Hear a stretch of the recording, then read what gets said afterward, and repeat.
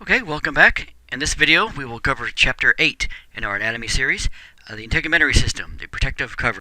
Alright, first a quick introduction to the system. The integumentary system is what protects the internal workings of the body from the external environment. This is going to be a very protective layer, shielding the body from any harmful elements, bacteria, viruses, fungus, anything that can make you sick. In addition to other vital functions to your body. Now, the skin is essential to your well-being. It helps to regulate body temperature. Also contains skin and the nails and various glands and the hair. So the integumentary system is not just the skin itself, it's everything found within that skin. It's the skin, it's the hair, the nails, the glands, the hair, all that together collectively. That's the integumentary system. The learning objectives for this chapter discuss the functions of the integumentary system, list and describe the various layers of the skin, to explain the healing process of the skin, be able to describe the structure and the growth of hair and nails, explain how the body regulates temperature through the integumentary system, of course describe some various skin diseases, causative agents, and their related treatments. Alright, overview of the system. Like I mentioned a second ago, the integumentary system is the skin plus all its accessory components, hair, nails, glands, and so on. The integument by itself is another term for your skin, but the integumentary system is all of that all together. Now, there are some very vital functions that the system has. Of course, to protect your body from pathogens, anything that can make you sick. If they can't get inside your body, then they can't make you sick. The system will help keep your body from drying out and also provides your body with a natural sunscreen. Some other vital functions: it will store fatty tissue as a storage site for energy. This will help produce vitamin D along with help of the sun. This will provide sensory input, detecting pain or heat or cold or touch. It also helps to regulate the body temperature. First off, we'll talk about the skin itself.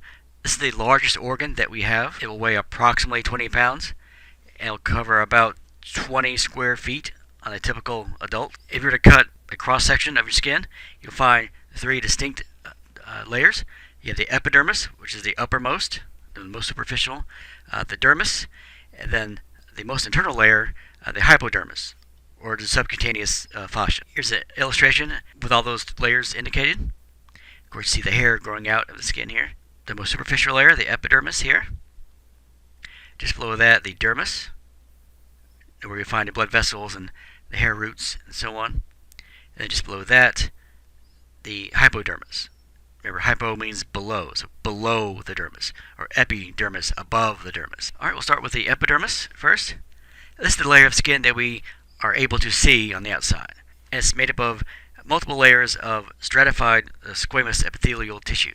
Now, this layer will be avascular. There are no blood vessels in this layer. And it also has no nerve cells. The skin that we see on our surface, by the point that we see it, has become very keratinized, very waterproof. The tissue is basically dead at that point to help give you a very protective coating on the outside of your body. Now, the cells are constantly being shed. Cells are constantly being made and then lost every day, all the time. We talked about in a previous video when we talked about cell division.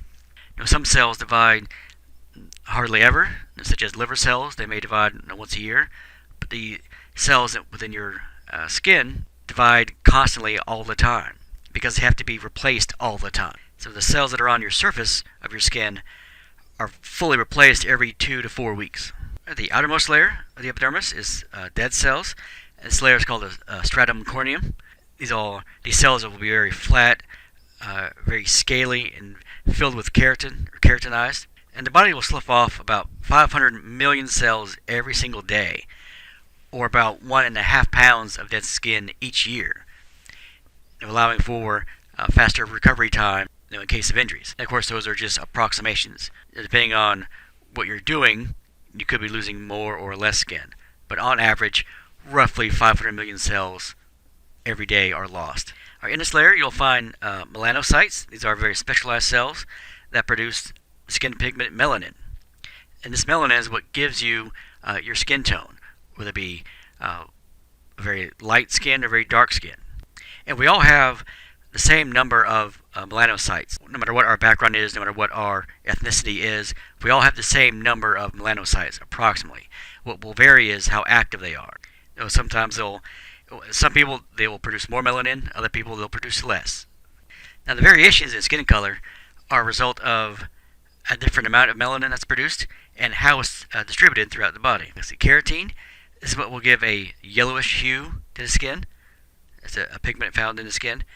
Albinism, this is a light pigment in the skin, the hair, and the eyes.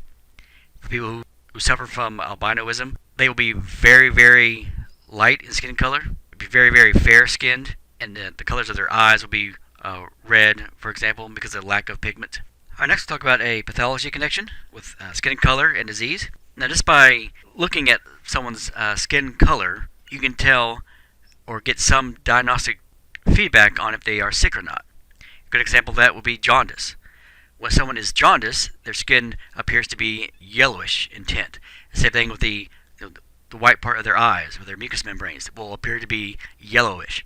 And that indicates a liver failure. The reason why this happens is the body can't excrete the pigment bilirubin, which is a byproduct of breaking down old red blood cells.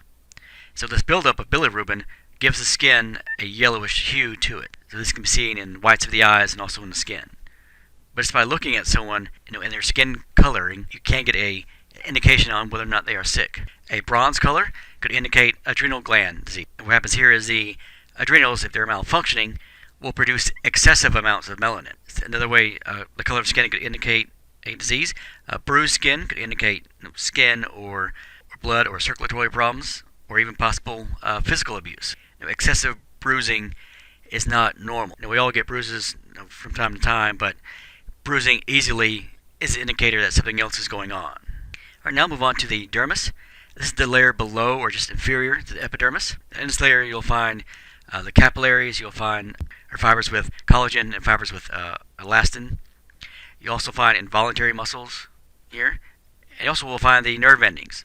Also in the dermal layer you'll find the lymphatic vessels, which help transport lymph throughout the body. You'll find the hair follicles and the hair roots. And also you'll find the sweat and the oil glands. The sweat glands are known as the sudoriferous glands, and the oil glands are known as the sebaceous glands. Also in this layer you'll find structures that are called dermal papillae that will project toward the surface and will help anchor the dermis to the epidermal layer.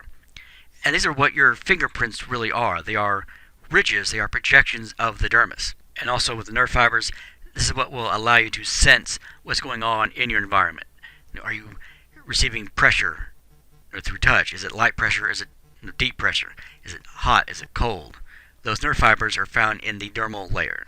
Also in the dermis, you'll find the blood vessels. So when you blush, this is where the blood vessels are actually located in the dermis layer. You also will find the fibers that are rich with collagen or elastin. It's what gives your skin its flexibility. And being able to be more flexible will prevent tearing as the skin moves. So as we age, the firmness of our skin will get less and less as we lose our elasticity, which is how we get wrinkles. The skin can't recoil back to its original shape, so it just kind of stays bent, and that's how you develop wrinkles. Right, now I'll move on to the sudoriferous glands, the sweat glands. And there are two different types of sweat glands, and it depends on where they're found and what kind of product they secrete, and whether or not if they smell or not. The first one are apocrine sweat glands, and these are found within the groin, the anal region, and in the armpits. These become active around puberty and are believed by some people to be a sexual attractant. This is the sweat that smells. So whenever you work out, your armpits are going to stink because of this sweat and the products found within that sweat that are released in these regions. So apocrine will produce sweat that does have an odor. The other type is called Ekron. The Ekron glands are found in a much higher number throughout the body. The forehead and your palms and your feet, the upper lip, and these are important for regulating body temperature. And they will produce sweat with no odor. So whenever you have a workout, the sweat in your armpit will stink, the sweat on your forehead will not, because they're different glands producing different products within the sweat. See, on average, a body will have about 3 million sweat glands, and this could generate a loss of up to 500 milliliters per day. That's half a liter per day. Now, sweat by itself has no odor. What gives the odor from the apocrine sweat glands is how bacteria will degrade some of the products found within that sweat. All right, now moving on to sebaceous glands. The sebaceous glands are the ones that will produce oil or sebum. Now, the sebum is what keeps your skin from drying out because the skin is slightly acidic in nature and helps to destroy pathogens on the skin surface. Okay, here's an illustration of the three layers of the skin along with the locations of various sweat glands. The apocrine will be closer to here. It has a different shape than the Ekron sweat glands here. And you see the sebaceous glands, the one that produce oil, will be attached or very nearby where a hair follicle is growing out. That's why your hair can become oily over time if you don't wash it, because it's the buildup of the sebum or the oil produced from these glands. Now move on to the innermost layer, the hypodermis or the subcutaneous fascia. In here you find fatty tissue and fibrous connective tissue and elastic connective tissue. The fat cells that are found in this layer, or the lipocytes, will produce fat that is needed to pad and protect the more internal tissues of the body. And it really acts as an insulator to help regulate body temperature. And this layer, this fascia, will attach to the muscles of the body. All right, now move on to another pathology connection. And this one we'll talk about herpes. Now, herpes is a lifelong viral infection that will produce small fluid-filled sacs called vesicles or blisters. And this is something that you don't ever get rid of. Once you have herpes, you have it forever. It may be dormant for decades at a time, but it's never ever gone away. So you'll have periods of remission where it doesn't do anything, and then exacerbation when it does pop up, usually in times of stress. So it can pop up in times of stress, or if you're compromised, if your immune system is compromised in other ways. Other diseases can lead to this exacerbation also. There are various types of herpes.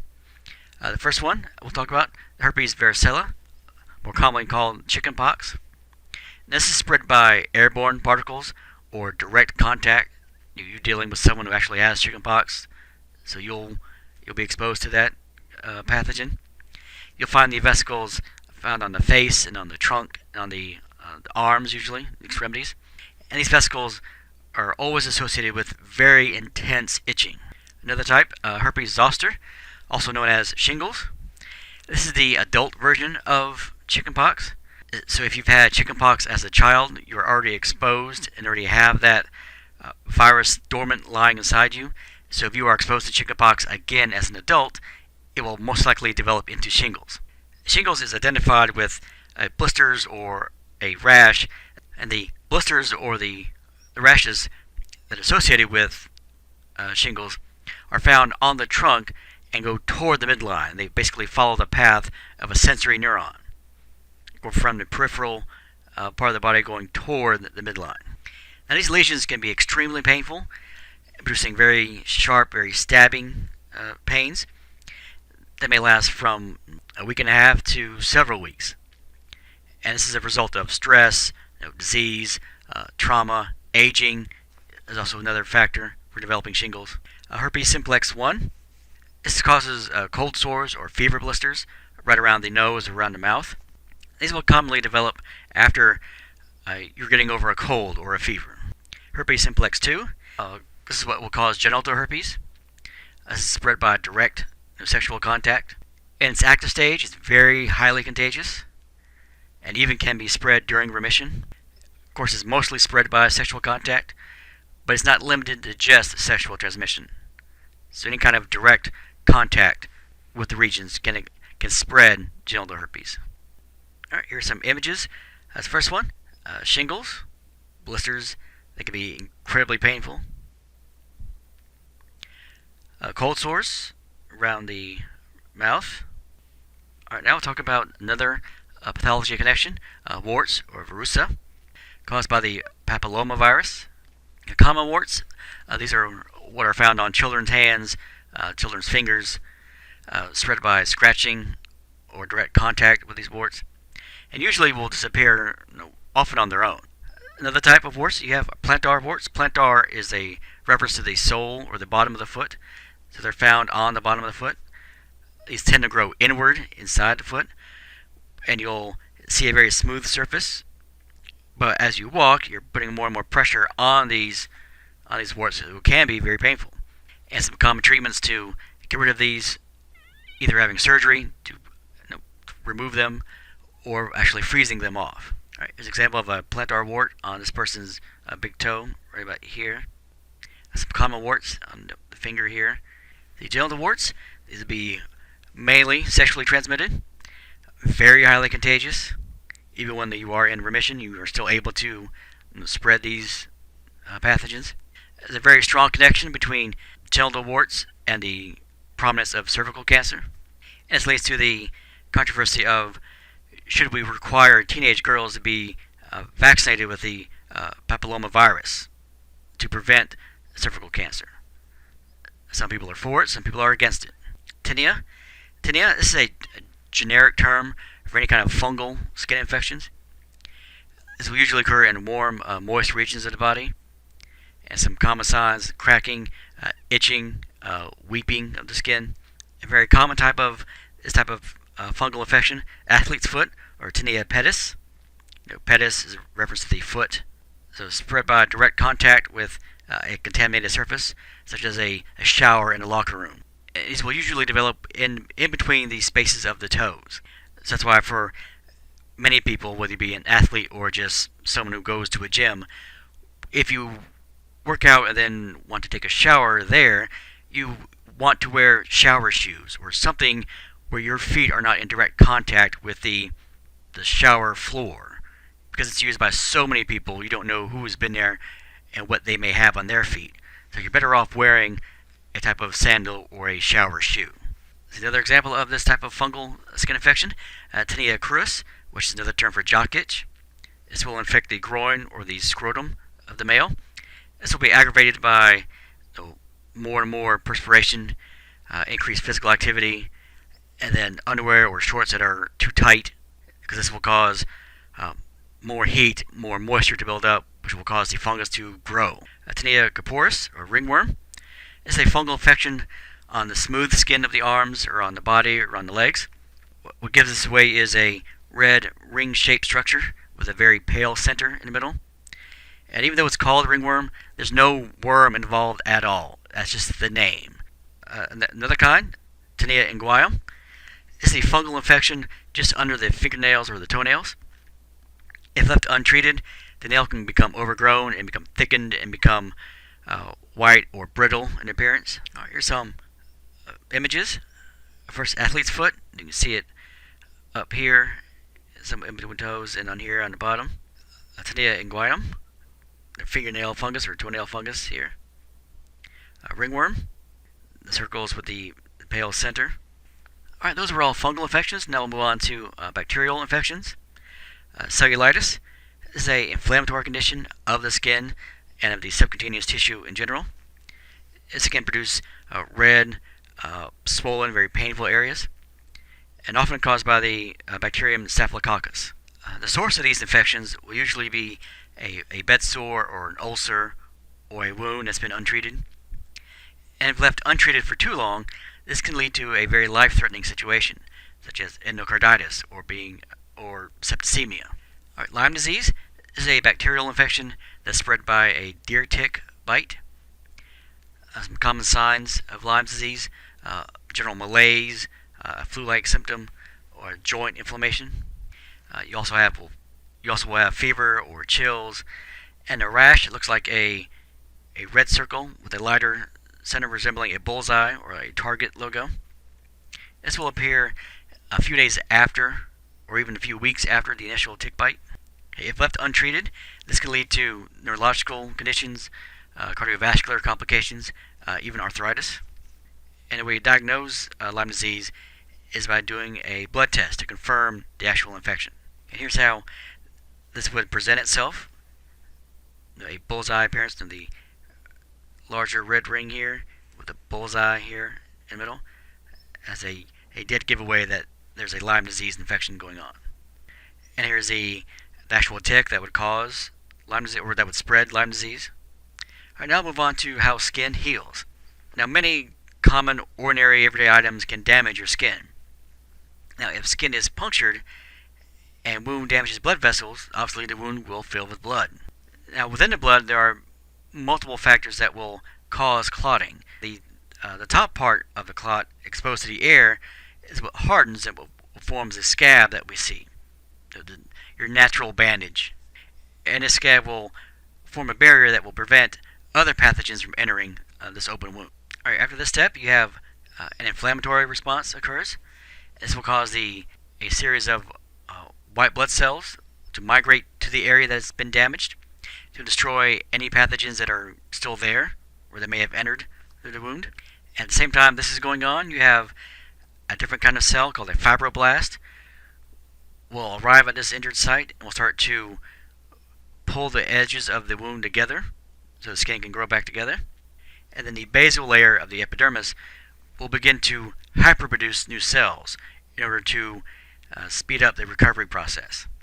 Now, if the wound is severe, a scar composed of new collagen fibers will form. And scars don't contain any accessory organs or any sense of feeling. They're just scar tissue. And some treatments like adhesive strips or specialized glue on skin or stitches can help to minimize scarring. Now, ideally, in a perfect situation, the wound will start to heal from the inside and outward.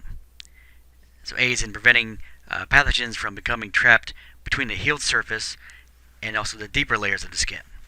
This will aid in preventing the pathogens from becoming trapped between the healed surface and the layers of the tissue below it, where this could develop into a pocket of infection. Here's an example of how this would work.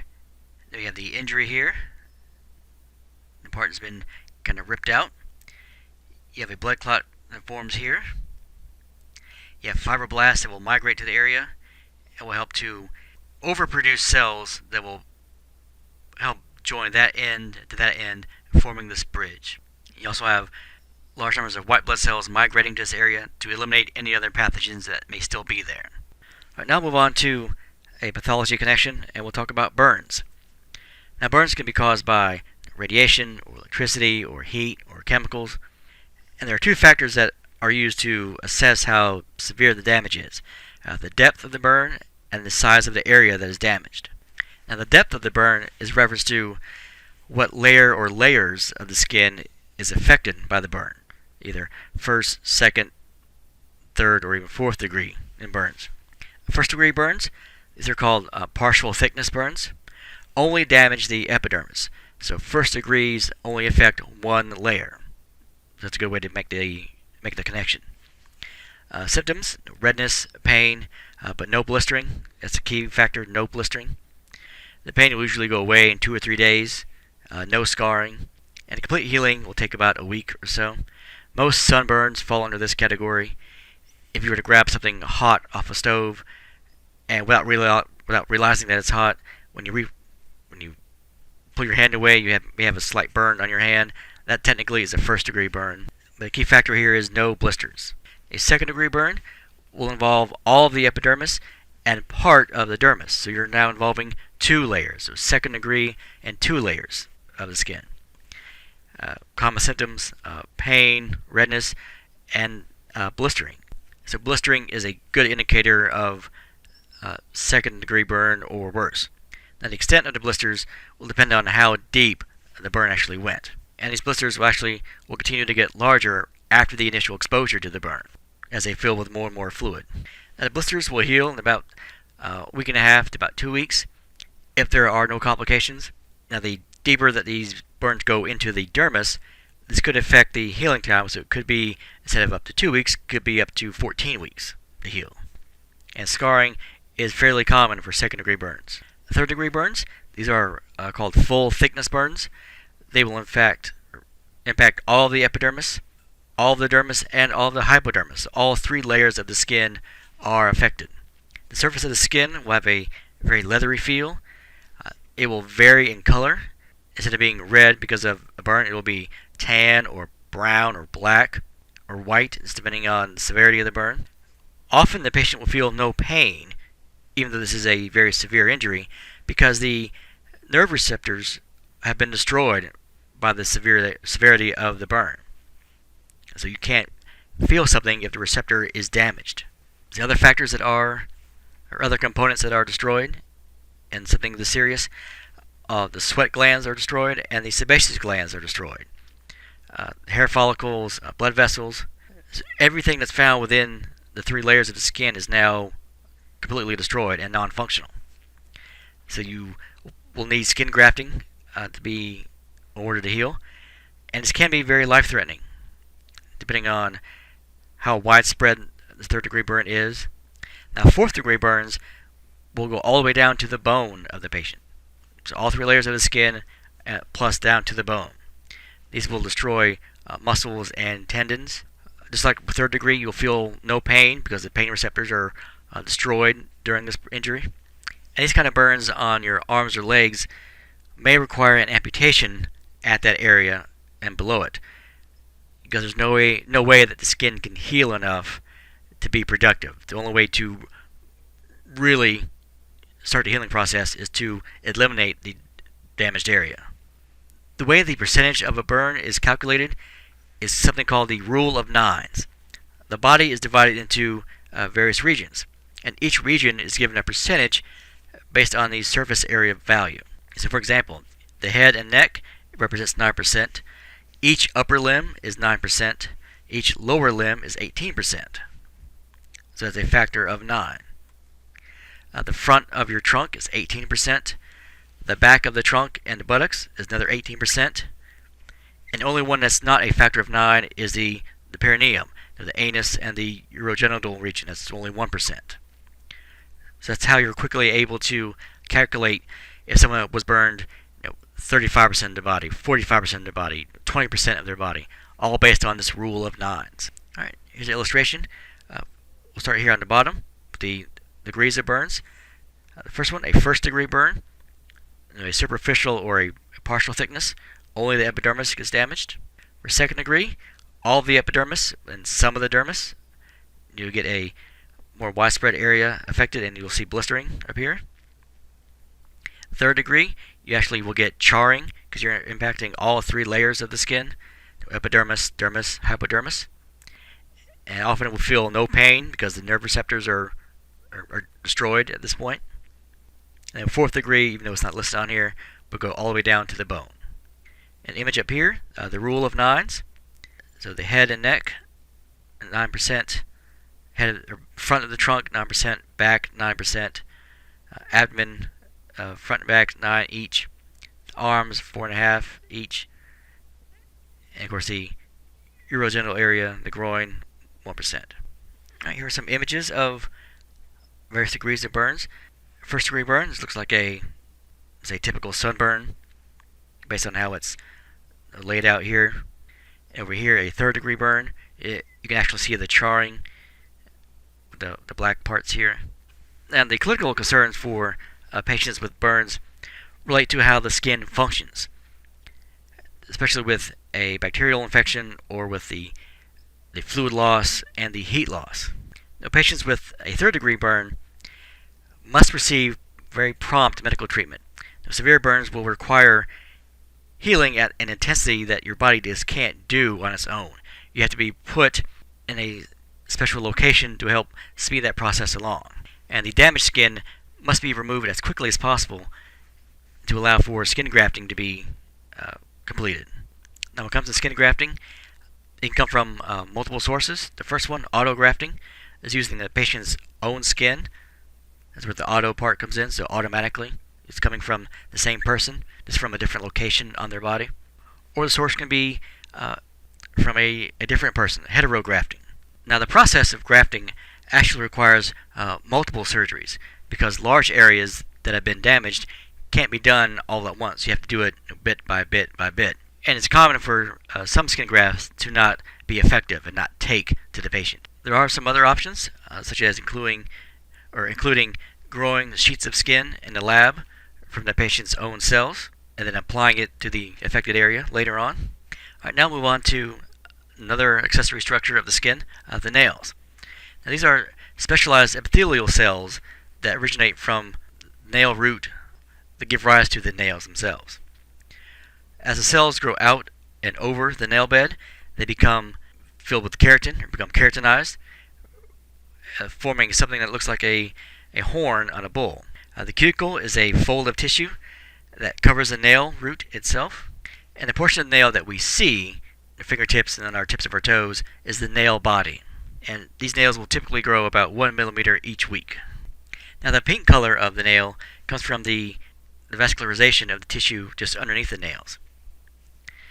And you'll often see a half-moon shaped area called the lunula that's going to be a little bit thicker than the cells that are around the base. Okay, so if you look at the general structures of a nail, the part that we see, the nail bed, or the free edge up here, the lunula, the half-moon shape here, then the cuticle here. Moving on to the hair. Body hair is normal, and it does have a very important function. Helps to regulate body temperature, and also serves as a sensor to detect when things are on your body, such as bugs or a cobweb or something. You may not be able to see it, but you can feel it there. The eyelashes are a good example of hair with an important function. They prevent material from entering the eyes. Same thing with the hairs in your nose. They prevent larger articles or larger objects from trying to enter the lungs. Now the hair is composed of a fibrous protein called keratin. And the hair that you see externally is called the shaft, with the root at the end. Now the shaft is covered by a protective layer of flat cells called the cuticle. And below that cuticle layer you have the cortex layer. Each hair has a root that extends down into the dermis, down to the follicle. Now the follicle is formed by epithelial cells with a very rich source of blood provided by the vessels of the dermis layer. Now cells will divide and grow at the base of the follicle, and older cells are crowded out and then eventually will die. So the shaft of the hair that you see is comprised of dead cells that have been pushed out further and further and further from the growing cells at the base of the follicle.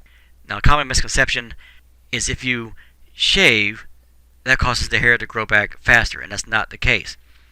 Now, cutting your hair or shaving does not impact how often your hair grows. What does happen with the shaving, when you are shaving with a razor, the shaft of hair normally is a cylinder shaped, but when you shave, you're cutting it down into a point. So when a hair grows back, you feel the point poking through the skin sooner because it is a sharper edge as opposed to a rounded edge of a typical hair shaft. So it may feel like it's growing back more quickly, but it's not. You are just feeling the point of the shaft as opposed to a more rounded, smoother edge than normal hair would be. Now the sebaceous glands associated with the hair will secrete the sebum that helps to coat the hair follicle. And this will work its way down to the skin surface to help to waterproof and lubricate the skin and hair, aid in decreasing infections. Now sebum production does decrease as we get older, which is why older people will have drier skin usually, or more brittle hair, because the oil that was produced when they were young just isn't being made as much anymore. The image we saw earlier, the sebaceous glands here, they're producing the oil here to help to waterproof and protect the follicle and then the skin. So you'll have the cells actively dividing here. So as the shaft grows out through the epidermis and goes outward, these are filled with dead keratinized cells that have been pushed out by the dividing cells here. Now your hair color is dependent on the amount and the different kinds of melanin that you produce. The more melanin that you have, the darker your hair color will be, your natural hair color will be. Now lighter colored hair, like white hair, will occur in the absence of melanin. Red hair, for example, is a result of hair that has melanin with iron added to it. Flat hair shafts will produce hair that is curly in nature, and round hair shafts will produce straight hair. The term alopecia, this is a term for any type of hair loss that could be chronic or could be acute. Some forms, such as male pattern baldness, is not really a disease, but it is an indicator of an inherited trait. You can also have hair loss from certain treatments, such as chemotherapy. It's common for cancer patients who undergo chemotherapy to lose their hair, if you have a hormonal imbalance or other infections or severe emotional or physical stress, or even some side effects of certain medications, all these can lead to acute loss of hair. Alright, now move on to another pathology connection, and for here we'll talk about lice. Now lice are tiny insect parasites, and lice will be spread by direct contact with other infected people or infested objects, such as a hat or a pillowcase or a bed sheet, and so on. Or anyone can become infested with lice. Right, there are different types of lice depending on what region of the body they are infecting, or they are infesting. The first one, head lice, very, very common. This is often checked for in schools. Body lice, this is a result of poor personal hygiene and can also carry disease. And the last type, pubic lice, this is spread through sexual contact, more commonly called crabs, but they are actually a type of lice. The treatments to combat lice, bathing or shampooing with a very medicated type of shampoo. And this shampoo will eliminate the lice and also the eggs. Once you destroy the eggs, there's no new lice to be produced. A very thorough cleaning of all bedding, any kind of hat, any kind of comb, hairbrushes, anything that came in contact with that infested area must be thoroughly cleaned or just gotten rid of. The next one, we'll talk about scabies. Scabies is a type of mite that will burrow into the skin where it lays its eggs. Now these are transmitted through direct contact with an infected individual. Now mites will usually lodge themselves within the folds of the skin, such as the underarms or the groin or under the breast or in the wrist. And some common symptoms, vesicles, pustules, intense itching. Now without treatment, there's a certain life cycle that will develop with scabies. First you have the eggs laid underneath the skin. These eggs will hatch within 3 to 5 days. The young will mature on top of the skin surface in about 2 or 3 weeks. And then these mites will mate and start the whole process all over again. And the way you treat scabies is with a special formulated cream that is applied to the skin. Alright, here's a picture of a rash that's caused by canine scabies. You see the various pustules all throughout the chest and abdomen. Alright, now we'll move on to temperature regulation. Now your integumentary system has a vital role with regulating your body's temperature. And the way your system does this is due to the size of the blood vessels. They can either be made larger or made smaller. When they're made larger, that's called vasodilation. Vaso is reference to vessels. So you are dilating the blood vessels. And this will occur when the body is attempting to get more blood exposed to a cooler environment. And the opposite of that will be vasoconstriction, to force blood away from the skin and back toward the core. So whenever you are upset, or when you're angry, or when you're blushing, the reason why your face becomes more red is because the blood vessels are dilating in your face. So more blood is going to your face.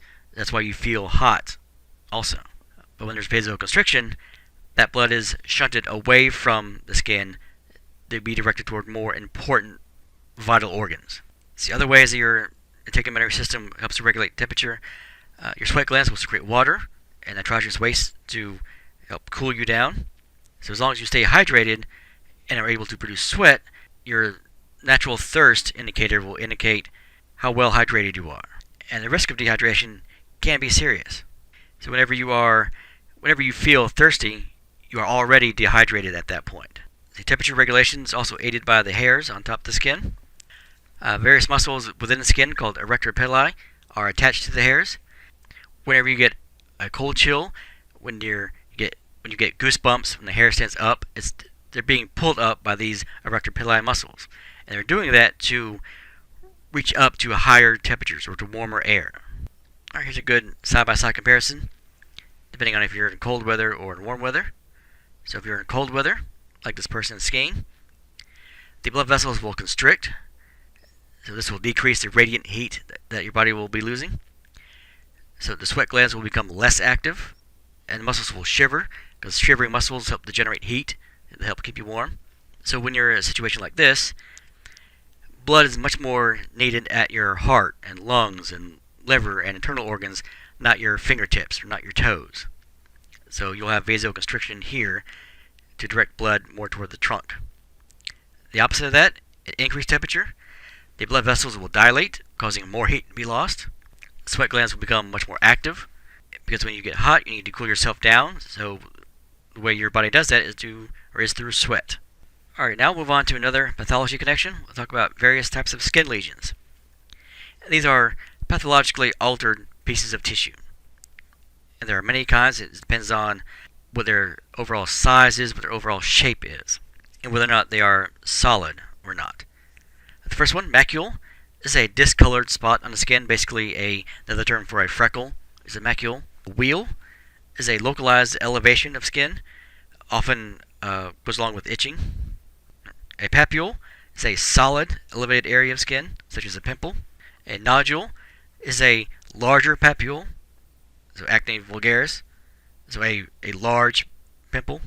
A vesicle is a small sac that's filled with fluid, like a blister. You can have a bulla, which is a large vesicle, such as a chickenpox. A pustule is a lesion that's filled with pus, such as a whitehead. Another type of lesion, you can have an ulcer. This is an erosion, or the eating or gnawing away of a tissue. And you also have a crust, which is a dry, brownish, yellowish, serous exudation. Another kind of lesion you can have is called a scale. It's a thin, dry flack of cornified epithelial cells. Think of a scale on a fish, for example. And lastly, you can have a fissure. It's a crack-like sore or a slit that extends through the epidermis into the dermis, such as an athlete's foot. Now here are some illustrations of the different types of lesions we just talked about. The first one, macule, another term for a freckle, a discolored spot on the skin. Pustule, a small elevated area filled with pus, like a whitehead.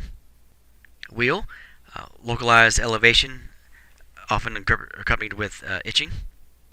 Alright, here's an illustration of an ulcer or an erosion, the eating away or the gnawing away of a tissue, such as in a decubitus ulcer, which is also another term for a bed sore. Papule, a solid elevated area of the skin, such as a pimple. A crust, the dry, serous or brown or yellowish exudation, as seen with some other lesions like eczema. Nodule, a larger pimple, such as acne vulgaris. Scale, the thin, dry flakes of epithelial tissue, like in psoriasis, for example. And vesicle, a small fluid-filled sac. A larger example of this would be a bulla, like you would find in chickenpox. And a fissure, a crack-like sore or slit that goes all the way through the epidermis down to the dermal layer, like you would find with athlete's foot. Alright, now move on to various diseases of the integumentary system. First one, abrasion. Etiology is a mechanical removal of the skin. Some signs and symptoms: loss of skin surface, redness, swelling, inflammation. Diagnostic test, visual examination. Treatment, proper cleansing techniques, removal of any foreign matter, antiseptics, a bandage if necessary. And abrasion is another term for a scratch. So a scratching is a mechanical removal of your skin. Acne. Etiology is a metabolic condition. Allergies or various drugs or endocrine disorders are possible causative agents. Some signs: inflammation of hair follicles or sebaceous glands, especially on the face or the neck, the upper back, and shoulders and chest. Can form blackheads and then cysts and then nodules, pustules, and then pimples. The diagnostic test obviously would be a visual exam. Treatment for mild cases of acne, proper cleansing techniques and some over-the-counter medications. If it's a severe case, you may need prescribed medications, antibiotics, steroids. Basal cell carcinoma. Etiology: this is a new growth or malignant tumor. This is an example of cancer. Signs of this: small, shiny or papules. These will enlarge to form a whitish border around a central depression of an ulcer, and the ulcer may be bleeding. Best way to check for this diagnostically would be a biopsy. And the treatment of this, surgical removal or possibly radiation or even cryosurgery. Decubitus ulcer, also known as a bed sore or a pressure ulcer. Etiology: this is a tissue injury due to a unrelieved pressure placed on a specific area. So if someone is bedridden or comatose, or if you just lay in one position for too long and you don't relieve that pressure, ulcers will start to develop. And the skin will basically just be eaten away at that pressure point. So even if someone is unresponsive in a coma or bedridden, they should be moved and rotated every few hours to prevent bed sores from developing, because you are relieving pressure on certain pressure points. Some signs and symptoms: red, inflamed, crater-like regions that located usually around a bony prominence, such as the hips, for example. Diagnostic test: visual inspection and culturing to check for the site of infection. Treatment: best way to treat for these are preventative measures, such as turning, padding, and then treating the infection of a sore. Boils or furuncles. Etiology: these are caused by Staphylococcus bacteria. Some common signs: inflammation, localized pus-filled lesions, a painful affected area. Carbuncles are large abscesses composed of several of these boils. Some diagnostic testing: visual exam, and also taking a culture of the site. Treatment: proper antiseptic cleansing techniques, antibiotics, using warm, moist heat, and depending on how severe these are, you may need to drain these areas. Thermal burns. The etiology: heat or radiation, varying intensities and varying duration. Some signs and symptoms will depend on how severe the burns are. The color may be different depending on if it's first, second, or third degree. Is it red, or is it all the way up to black or white, depending on the charring? Diagnostic test, visual exam, and of course treatment will depend greatly on how severe the burns are. There's a large variety of treatments depending on the severity of the burn. Cellulitis, etiology caused by the Streptococcus and Staphylococcus bacteria. Some signs and symptoms: inflammation of the skin and the subcutaneous tissue. Tissue is swollen and red and painful. Some diagnostic tests, some visual exams, and also the culture of the site. Some common treatments: antibiotics, whether it be oral or intravenous, depending on how severe the exposure is. A contusion, or another word for a bruise. Etiology: due to blunt force or some form of skin injury without the skin surface breaking. Some signs and symptoms: swelling, pain, discoloration. Diagnostic testing: visual inspection, imaging to see if there's any more of a severe injury underneath. Treatment: cold applications, a firm bandage to impede any kind of swelling, elevation if possible, a heat application, also massage. All these can help bruising. Dermatitis, or contact dermatitis. Etiology is a contact with an allergen. It's going to be soaps or cosmetics or metals or plastics or drugs or so. Some signs and symptoms: small reddish lesions to anywhere to larger vesicles, weepy or crusty areas, itching is possible. Diagnostic test, visual exam. Treatments: the avoidance of anything that's causing this infection to occur, and if needed, medication to decrease the inflammatory response. Eczema. Etiology is a genetic predisposition to allergies. So in infants, it may include reactions to milk products or dairy products or other foods or stress. Some signs and symptoms: skin inflammation, redness, scales, pustules, crusting. Diagnostic test, visual exam, and also a personal history. Treatment: there's no true cure for eczema, but you can treat the symptoms. You can eliminate the offending food, or reducing the stress, or using a topical corticosteroidal cream, or skin moisturizers, or the use of antihistamines. There's no way to cure it, but you can manage the symptoms. Folliculitis. Etiology: this is a bacterial infection, usually caused by the Staphylococcus bacteria. Signs of this: small pustules that form around the base of a hair follicle. Some diagnostic testing, of course a visual exam, and the culture of the site, and some proper treatment: daily cleansing with antiseptic cleanser, oral antibiotics, and those will be used for a chronic condition or a severe case of this. Herpes. Etiology is from the herpes family of viruses. This depends on which exact type or which individual type of virus you're talking about. Some signs: clusters of fluid-filled vesicles in various patterns, depending on what specific condition. Skin inflammation, rash, pain involving peripheral nerves. This could easily remain dormant for decades until you are under high stress or immunosuppressed. Diagnostic test, visual exam, site culture, and the treatment, antiviral are a good form of treatment, and these are usually self-limiting. The hives, etiology of these, this is an allergic reaction to external agents such as bee stings, plants, temperature extremes, sunlight, or some internal agents like food or food additives, medications, or certain disease conditions. Some signs and symptoms, itchy wheals that are surrounded by a red inflamed area and can cover most of the body. A diagnostic test, a visual exam, also a patient history, and some treatments.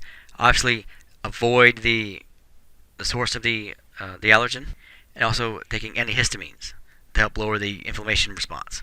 Keloid, or the etiology of these, is tissue trauma or surgical incision. Some common signs of these. This is an overproduction of collagen during tissue repair, often creating a much larger structure than the area that originally was damaged or scarred. So you really have an overgrowth of collagen. A diagnostic test is a visual inspection. For treatments, surgical removal of this excess collagen-filled tissue.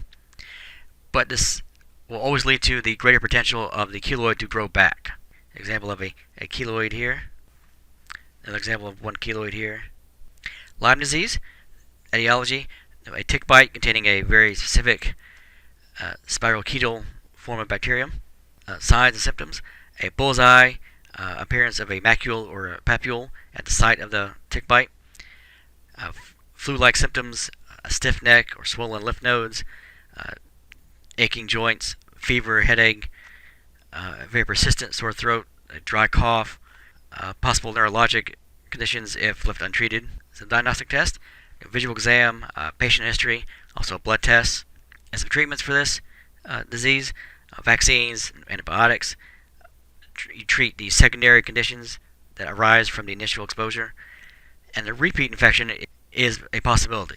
Malignant melanoma, the etiology, this occurs in melanocytes due to an excessive exposure to sunlight. Some signs and symptoms, having a brown or a black irregular patch that appears suddenly on the skin. It can have a color or size change in a pre-existing wart or mole. Is also a good indicator of malignant melanoma.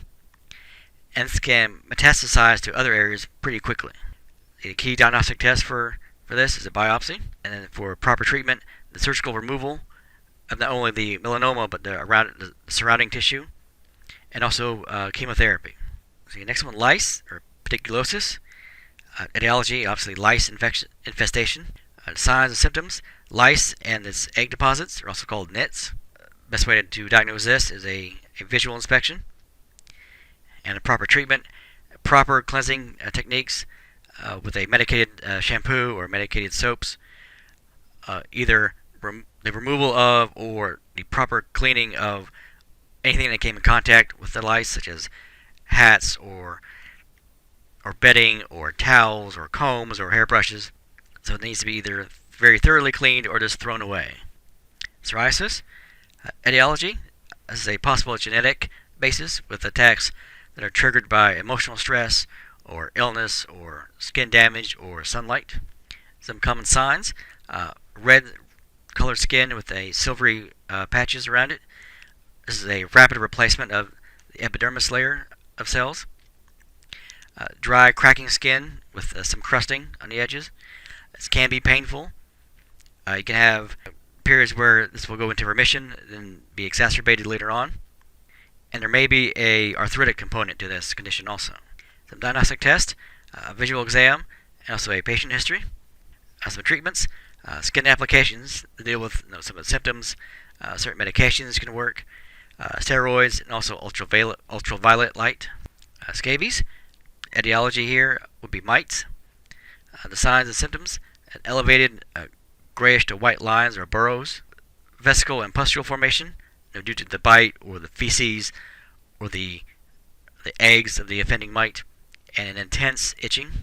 Diagnostic test, obviously a visual inspection, And for treatments, a proper cleaning technique, application of a medicated cream, and all infected individuals must be treated to prevent reinfection. Next one, seborrheic keratosis. Etiology. This is an unknown agent or agents that are causing benign overgrowth of epithelial cells. Some signs and symptoms. A well-defined warty scaled lesion that can present in a variety of colors, anywhere from a yellowish color to a brownish color. A diagnostic test, a visual inspection or a lab examination. And the proper treatment of this is the scraping away of the area or the freezing away of the area. Squamous carcinoma. Etiology is abnormal cell growth arising from the epidermis that occurs most often on the lower lip and then on the scalp. Some common signs and symptoms: abnormal appearance of the skin, such as an ulcer or a pimple or a mole. A common diagnostic test would be a biopsy. And for treatment, using radiation or the surgical removal of the area. The various types of tinea. These are fungal infections. Tinea barbae, barber's itch. Tinea capitis on the scalp. Tinea corporis, ringworm. Tinea crurus, jock itch.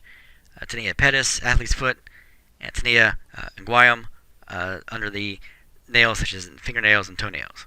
All these are fungal infections. Alright, some common signs and symptoms. It will depend on what individual type of case you're talking about. It could be a red ring shaped patches. It could be red inflamed skin. It could be cracked areas. It could be itchiness. It could be discoloration of affected nails. Some diagnostic testing, a visual exam, microscopic examination, and also a site culture. Common treatments for all of these fungal infections: maintaining a clean, dry condition of the infected area, and using antifungal medications. Either they be systemic or topical. Warts, whether they be common or plantar or genital. Etiology for all these is the same. They are caused by viruses. Signs and symptoms: a raised, rubbery, scaly growth of a variety of different sizes and different colors. Diagnostic test, a visual examination.